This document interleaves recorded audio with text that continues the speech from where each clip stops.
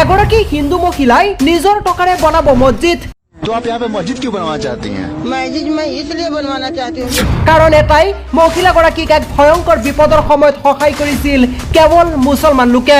मुसलमान ने मुझे भूसा भेजा 5 कुंटल। हमारा हिंदू ने कभी इधर आगे मुझे कहीं झांकता नहीं। आज इसी गुस्से में मैं मस्जिद के लिए तैयार हूँ। বহু হিন্দু লোকৰ ওচৰত গৈছিল যদিও কোনো হিন্দু লোকে সহায় কৰা নাছিল বুলি কৈছে মহিলাগৰাকীয়ে।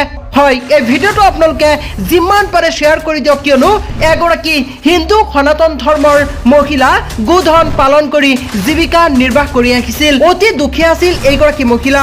এটা সময়ত পালন কৰা গৰুবোৰৰ ভিতৰত খাদ্যৰ অভাৱত 5টাকৈ গৰু মৰিব লগা হৈছিল।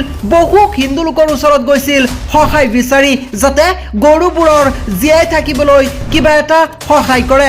অৰ্থাৎ মহিলাগৰাকীৰ হাতত গৰুৰ বাবে খাদ্য আনিবলৈ কোনো টকা নাছিল, কিন্তু কোনো হিন্দু লোকে সহায় কৰা নাছিল মহিলাগৰাকীক। অৱশেষত মহিলাগৰাকী গৈছিল মুছলমান লোকৰ ওচৰত আৰু মহিলাগৰাকীক সহায় কৰিবলৈ ওলাই আহিছিল মুছলমান লোক। মহিলাগৰাকীৰ বাকী থকা গৰুসমূহ জীয়াই থাকিবলৈ গৰুৰ খাদ্য বস্তু লগতে টকাৰে সহায় কৰিছিল। অৰ্থাৎ সেই সময়ত 5 কুইণ্টেল খাদ্য যোগান ধৰিছিল মুছলমান লোকসকলে। সেইকাৰণে এতিয়া মহিলাগৰাকী হিন্দু ধৰ্মৰ হৈও মছজিদ নিৰ্মাণ কৰিব বুলি মনস্থ কৰিছে।